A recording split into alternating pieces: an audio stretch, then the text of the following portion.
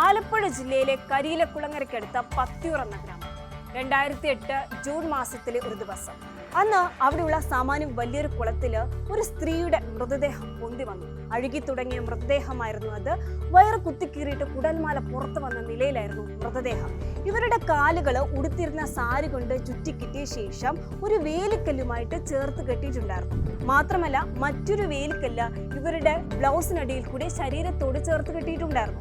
അതായത് ഒരു കാരണവശാലും ഈ മൃതദേഹം പൊന്തി വരാൻ പാടില്ലെന്ന് കൊലപാതകയ്ക്ക് നിർബന്ധമുണ്ടായിരുന്നു. പക്ഷെ ഭാഗ്യമോ നിർഭാഗ്യമോ കുളത്തിൽ കെട്ടിത്താഴ്ത്തിയ മൃതദേഹം അഴുകി തുടങ്ങിയപ്പോൾ പൊന്തി വന്നു.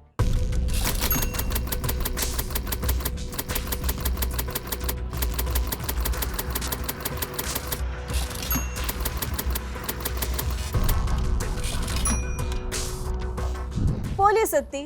കായംകുളം സി ആയിരുന്ന കെ ഹരികൃഷ്ണന്റെ നേതൃത്വത്തിൽ അന്വേഷണം ആരംഭിച്ചു. ആദ്യം ഈ സ്ത്രീ ആരാണെന്ന് കണ്ടുപിടിക്കണം.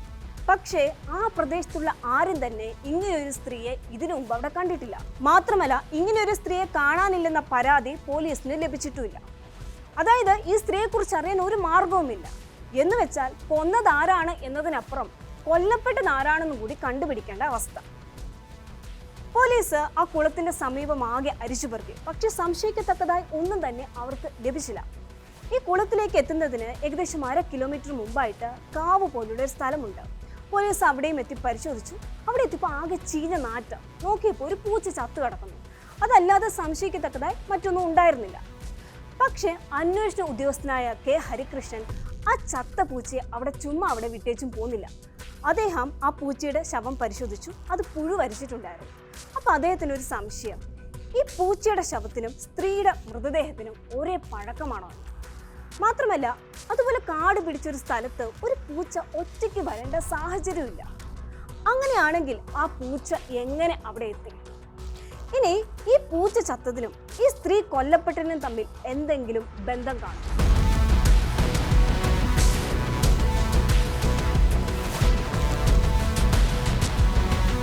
എന്തായാലും അന്വേഷണ ഉദ്യോഗസ്ഥനായ കെ ഹരികൃഷ്ണൻ ഈ സ്ത്രീയുടെ മൃതദേഹം ഇൻക്വസ്റ്റ് നടത്തുന്നതിനോടൊപ്പം തന്നെ പൂച്ചയുടെ ശവത്തിനും ഇൻക്വസ്റ്റ് നടത്തി. മാത്രമല്ല സ്ത്രീയുടെ മൃതദേഹം പോസ്റ്റ്മോർട്ടം ചെയ്യുന്നതിന്റെ കൂടെ തന്നെ ഒരു വെറ്റിനറി സർജനെ കൊണ്ട് പൂച്ചയുടെ ശവവും പോസ്റ്റ്മോർട്ടം ചെയ്യിപ്പിച്ചു. അവിശ്വസനീയമെന്ന് പറയട്ടെ, ഒരുപാട് സാമ്യങ്ങളുണ്ടായിരുന്നു സ്ത്രീയുടെയും പൂച്ചയുടെയും പോസ്റ്റ്മോർട്ടം റിപ്പോർട്ടുകൾ തമ്മിൽ. രണ്ടുപേരും മരിച്ചത് ഒരേ ദിവസമായിരുന്നു, ജൂൺ 6-ാം തീയതി. രണ്ടുപേരുടെയും വയറ്റിൽ ഫ്യൂരിഡാനായിരുന്നു. സ്ത്രീയുടെ വയറ്റിലുണ്ടായിരുന്ന അതേ ഭക്ഷണ സാധനങ്ങൾ തന്നെയായിരുന്നു പൂച്ചയുടെയും വയറ്റിലുണ്ടായിരുന്നത്.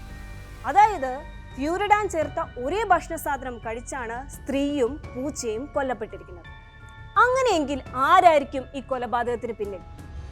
ആ സ്ത്രീയെ ആർക്കും അറിയാത്തത് കൊണ്ട് തന്നെ ആ വഴിക്ക് അന്വേഷണം നടത്തിയത് കൊണ്ട് യാതൊരു പ്രയോജനമില്ല. പിന്നെയുള്ളത് സമാനമായ സാഹചര്യത്തിൽ ചത്ത പൂച്ചയാണ്. ഈ പൂച്ചയുടെ ഉടമസ്ഥനെ കണ്ടെത്തിയാൽ എന്തെങ്കിലും സൂചന ലഭിക്കാതിരിക്കില്ല.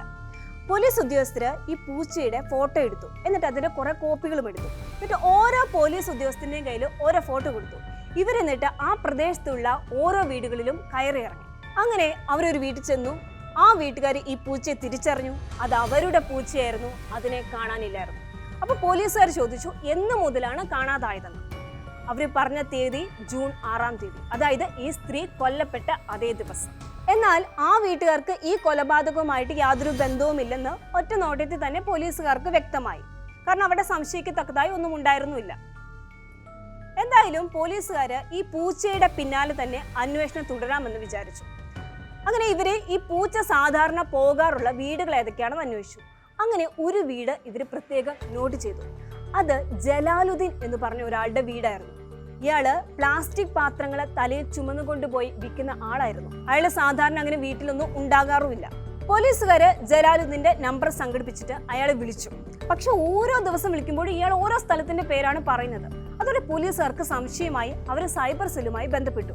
അപ്പോഴാണ് മനസ്സിലാകുന്നത് ഇയാൾ യഥാർത്ഥ സ്ഥലം മറച്ചു വെച്ചിട്ട് മറ്റേതൊക്കെയോ സ്ഥലത്തിന്റെ പേര് പറയുകയാണ്. കായംകുളത്താണെങ്കിൽ പന്തളത്താന്ന് പറയും, പന്തളത്താണെങ്കിൽ അരൂരാണെന്ന് പറയും, അരൂരാണെങ്കിൽ കരുതാകപ്പള്ളിയിലാണെന്ന് പറയും. അങ്ങനെ ഇതോടെ പോലീസുകാര് ഈ ജലാലുദ്ദീന്റെ നീക്കങ്ങളെ നിരീക്ഷിച്ചു. അങ്ങനെ ജൂൺ 13-ാം തീയതി രാത്രി 1 മണിയായപ്പോൾ ഈ ജലാലുദ്ദീൻ സ്വന്തം വീട്ടിൽ വന്നു. തക്കം പാർത്തിരുന്ന പോലീസുകാരെ ഇയാളെ കയ്യോടെ പിടികൂടി ചോദ്യം ചെയ്തു. ചോദ്യം ചെയ്യലിൽ ജലാലുദ്ദീൻ കുറ്റം സമ്മതിച്ചു. ഈ കൊല്ലപ്പെട്ട സ്ത്രീയെ പത്തിയൂരിൽ നിന്നും 15-16 കിലോമീറ്റർ അകലെയുള്ള കരിവാറ്റ എന്ന് പറഞ്ഞ സ്ഥലത്തുള്ളതാണ്. അവരുടെ പേര് പങ്കജാക്ഷി. ഈ ജലാലുദ്ദീൻ ഇടയ്ക്കൊക്കെ പാത്രം വിൽക്കാനായിട്ട് ഈ പങ്കജാക്ഷിയുടെ വീട്ടിൽ പോകും. അങ്ങനെ ഇവർ പരിചയപ്പെട്ടു, അടുപ്പത്തിലായി. ഒരിക്കൽ പങ്കജാക്ഷി തന്റെ ആഭരണം ജലാലുദ്ദീന് പണയം വെക്കാൻ കൊടുത്തു. കുറെ കഴിഞ്ഞപ്പോൾ പങ്കജാക്ഷി ആഭരണം തിരിച്ചു ചോദിച്ചു. പക്ഷേ ജലാലുദ്ദീന് കൊടുക്കാൻ കഴിഞ്ഞില്ല. അതോടെ അയാൾ പങ്കജാക്ഷിയെ കൊല്ലാൻ തീരുമാനിക്കുകയായിരുന്നു. അങ്ങനെ ജൂൺ 6-ാം തീയതി ജലാലുദ്ദീൻ പങ്കജാക്ഷിയും കൊണ്ട് പുറത്തുപോയി. അവരെ തിരുവനന്തപുരം ഭീമാപ്പള്ളിയിലൊക്കെ ചുറ്റിക്കറങ്ങിയ ശേഷം രാത്രി കായംകുളത്ത് പത്തിയൂർ വന്നിറങ്ങി. അവിടെയുള്ള പാടത്ത് പങ്കജാക്ഷിയെ നിർത്തിയിട്ട് ജലാലുദ്ദീൻ തിരിച്ചു വീട്ടിലേക്ക് പോയി. എന്നിട്ട് ഈ പങ്കജാക്ഷിക്ക് കഴിക്കാനായി വാങ്ങിയ ഭക്ഷണത്തില് ഫ്യൂരിഡാൻ ചേർത്തു. അതിനുശേഷം തിരിച്ചു പാടത്തേക്ക് വന്നു. പക്ഷേ അയാളുടെ പിറകെ ഒരു പൂച്ച കൂടിയത് അയാൾ അറിഞ്ഞില്ല. കാരണം ഇയാളുടെ കയ്യിലുള്ള ഭക്ഷണപ്പൊതിയുടെ മണം കിട്ടിയിട്ട് കൂടിയതാണ് ഈ പൂച്ച. എന്നാലും പാടത്ത് വന്നിട്ട് ജലാലുദ്ദീൻ ആ ഭക്ഷണം പങ്കജാക്ഷിക്ക് കൊടുത്തു. അവരത് കഴിച്ചു, ഛർദ്ദിച്ചു, തുടർന്ന് കൊല്ലപ്പെട്ടു. ഈ ഭക്ഷണത്തിന്റെ അവശിഷ്ടവും ഛർദ്ദിയും കഴിച്ച പൂച്ചയും ചത്തു. ജലാലുദ്ദീൻ പങ്കജാക്ഷിയുടെ മൃതദേഹവുമായി കുളത്തിന്റെ കരയിലേക്ക് വന്നു. എന്നിട്ട് ഒരു പിച്ചാത്തി കൊണ്ട് വയറുകീറി വേലിക്കല്ല് ശരീരത്തോട് ചേർത്ത് കെട്ടി കുളത്തിലേക്ക് എറിഞ്ഞു. മാവേലിക്കര അഡീഷണൽ സെഷൻസ് കോടതിയിൽ കേസിന്റെ വിചാരണ നടന്നു. കോടതി ജലാലുദ്ദീനെ ജീവപര്യന്തത്തിന് തടവിന് ശിക്ഷിച്ചു. കൃത്യമായ ആസൂത്രണത്തോടെ ആരും അറിയാതെ നടത്തിയ ഒരു കൊലപാതകം.